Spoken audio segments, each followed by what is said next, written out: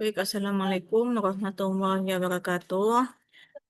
Kita akan membahas, pada pertemuan kali ini, kita akan membahas tentang kerukunan antar umat beragama. Nah, apa itu yang dimaksud dengan kerukunan antar umat beragama? Eh,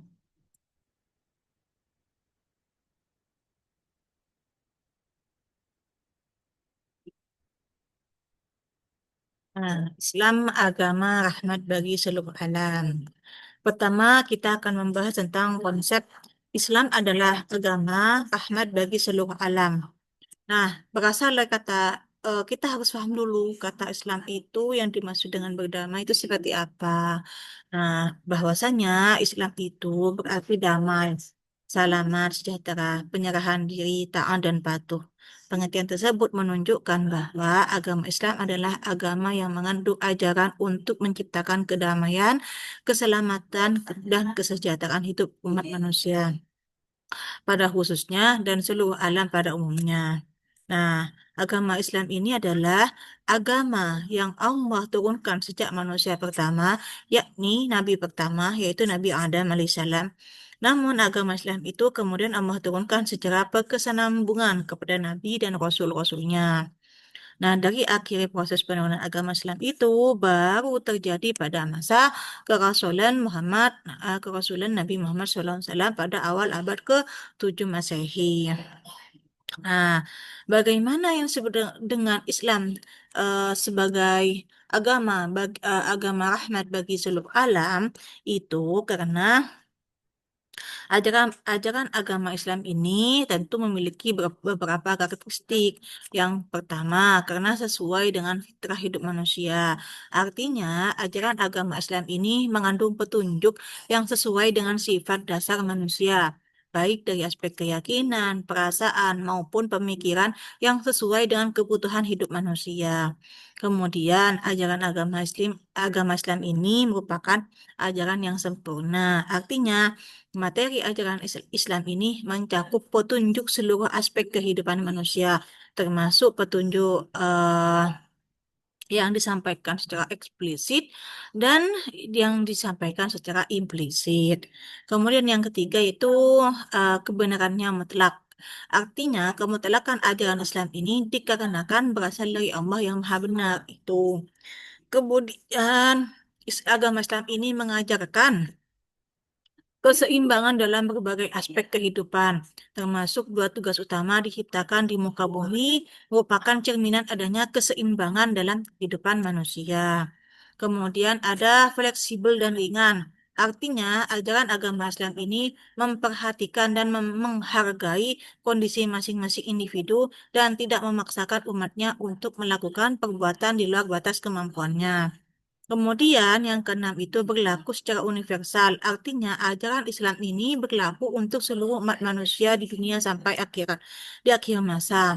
Ketujuh, sesuai dengan akal pikiran dan memotivasi manusia untuk menggunakan akal pikirannya. Nah, bentuk-bentuk rahmatan Allah pada ajaran Islam tersebut adalah Islam itu menunjuki manusia jalan hidup yang benar. Nah, artinya, ajaran Islam ini sebagiannya bersifat ta'abudi, suprarasional. Artinya di atas kemampuan akal manusia untuk mengetahuinya seperti kemahaisan Allah, ajaran sholat, dan lainnya. Kemudian yang kedua, Islam itu memberikan kebebasan kepada manusia untuk menggunakan potensi yang diberikan Allah secara bertanggung jawab Su- eh, karena Allah sudah mendatangkan petunjuk dan memberikan akal kepada manusia dan kepadanya dipersilakan untuk memilih sesuatu dengan petunjuk yang ada. Kemudian Islam itu menghargai dan menghormati semua manusia sebagai hamba Allah. Kemudian Islam itu mengatur pemanfaatan alam secara baik dan proporsional. Artinya setelah itu sudah memberikan hak kepada manusia untuk memanfaatkan alam beserta isinya. Tetapi Allah juga mengatakan bahwa kerusakan yang terjadi di alam ini diakibatkan oleh perbuatan tangan manusia. Kemudian yang terakhir, Islam itu menghormati kondisi spesifik individu dan memberikan perlakuan yang spesifik pula. Ada keringanan tertentu yang diberikan kepada seorang muslim pada saat tertentu. Nah, itu sebagai bentuk Islam menghormati eh, kondisi tertentu yang secara spesifik dijelaskan di dalamnya. Kemudian yang kedua, uhwah Islamiyah dan uhwah insaniyah. Uhwah Islamiyah dan uhwah insaniyah. Satu, itu makna uhwah Islamiyah adalah ukhuwah itu berarti persaudaraan. Maksudnya perasaan simpati atau empati antara dua orang atau lebih masing-masing pihak memiliki perasaan yang sama, baik suka maupun duka.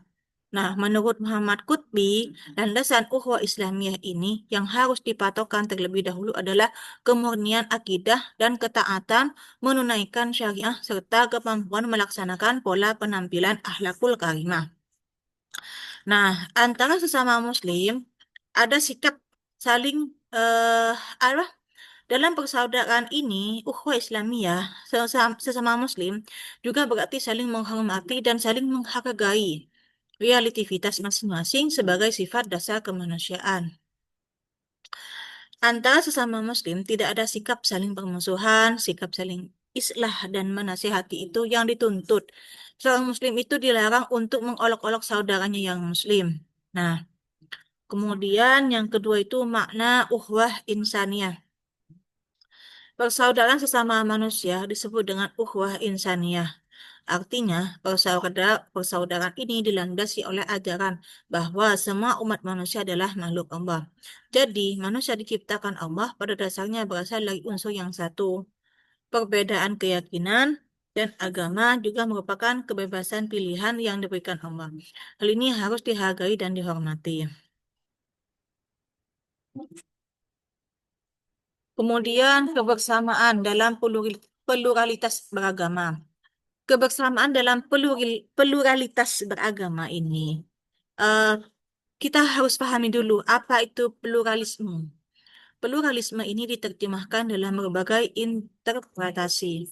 Nah, interpretasi populer dan John Hurt mengenai pluralisme ini adalah anggapan bahwa kebenaran merupakan suatu hal yang kolektif di antara semua agama, dan seluruh agama bisa menjadi sumber keselamatan, kesempurnaan, dan keagungan bagi para penganutnya. Sejalan dengan itu, interpretasi lain tentang pluralisme ini tersorot kepada dimensi sosial kehidupan beragama. Artinya, segenap penganut agama bisa hidup berdampingan secara damai dan sebuah masyarakat serta saling menjaga batas-batas dan hak masing-masing. Sehingga interpretasi ini dikemukakan dalam kamus Oxford The Principle that these defense groups can live together in peace in one society. Artinya, interpretasi yang kedua ini menurut pendukung interpretasi versi John Hick keluar dari konteks pluralisme dan karena itu mereka mengantikannya dengan toleransi. Kebersamaan hidup antara orang Islam dengan non-Muslim telah dicontohkan oleh Rasulullah ketika beliau dengan para sahabat mengawali hidup di Madinah. Nah, setelah hijrah, Rasulullah mengikut perjanjian penduduk Madinah yang terdiri orang-orang kafir dan Muslim untuk saling membantu dan menjaga keamanan kota Madinah dari gangguan musuh Rasulullah. Bahkan, Rasulullah juga pernah menggadaikan baju besinya kepada orang-orang Yahudi ketika umat Islam kekurangan pangan. Kemudian masyarakat Madani sebagai masyarakat ideal. Masyarakat Madani adalah istilah yang populer di kawasan Asia Tenggara sebagai pandanan dari istilah civil society atau masyarakat sipil. Nah, istilah masyarakat Madani ini di Indonesia antara lain diperkenalkan oleh Anwar Ibrahim ketika menyampaikan ceramah dalam Pasca Festival Istiqlal 2 tahun 1995 di Jakarta. Namun, apa itu civil society yang menjadi pahaman masyarakat madani secara substansial sudah ada sejak zaman Aristoteles, yakni suatu masyarakat yang dipimpin dan tunduk pada hukum penguasa. Rakyat dan siapapun menurut Aristoteles harus taat pada hukum yang telah dibuat secara bersama-sama. Dengan demikian, supremasi dan kepatuhan terhadap hukum merupakan inti civil society. Kata Madani ini terambil dari kata Madinah yang berarti kota dan juga sama akar katanya dengan tamadun artinya maju atau berbudaya. Nah, masyarakat Madani ini adalah masyarakat yang beriman dan beradab, menjunjung tinggi nilai-nilai kemanusiaan yang maju dalam penguasaan ilmu pengetahuan dan teknologi atau perpaduan antara imtak dan imtek. Masyarakat Madani ini merupakan masyarakat ideal dan diidam-idamkan oleh seluruh umat manusia, khususnya umat Islam. Secara substansial, masyarakat Madani ini mengacu pada masyarakat yang dibangun oleh Rasulullah setelah hijrah ke Madinah. Rasulullah mampu membentuk masyarakat yang dapat hidup berdampingan secara rukun dan damai walaupun latar belakang suku dan agama mereka berbeda. Mereka hidup saling tolong-menolong, menjadikan Al-Quran sebagai konstitusi, menjadikan Rasulullah sebagai pemimpin dengan ketaatan penuh terhadap keputusannya, dan memberikan kebebasan kepada penduduknya untuk memeluk agama dan menjalankan ibadah sesuai dengan ajaran agama yang dianutnya. Karakteristik masyarakat Madani itu pertama yaitu bertuhan, artinya bahwa masyarakat tersebut adalah masyarakat yang beragama, mengakui adanya Tuhan dan menempatkan hukum Tuhan sebagai landasan yang mengatur kehidupan sosial. Yang kedua yaitu damai, artinya masing-masing elemen masyarakat, baik secara individu maupun secara kelompok, menghormati pihak lain secara adil.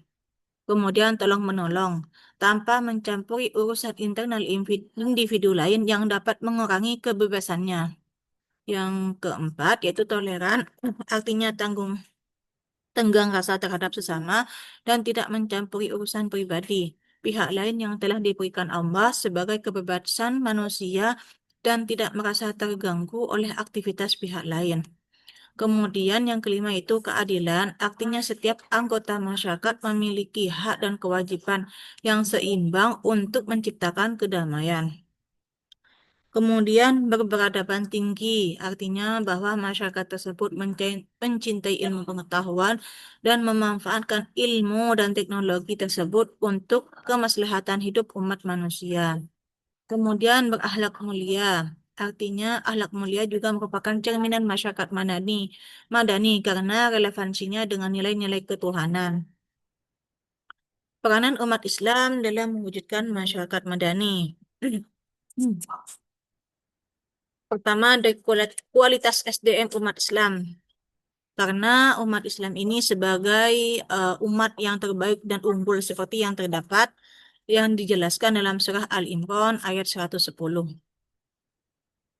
Dalam sejarah Islam, realisasi keunggulan normatif atau potensi umat Islam terjadi pada masa Abbasiyah. Kemudian yang kedua posisi umat Islam. Jumlah umat Islam yang dominan merupakan aset utama dan posisi umat Islam yang menguntungkan ditambah lagi potensi alam yang berbeda yang berada di negara mayoritas Muslim yang beragama dan signifikan. Mungkin sekian yang dapat saya sampaikan, kurang lebihnya mohon maaf. Wassalamualaikum warahmatullahi wabarakatuh.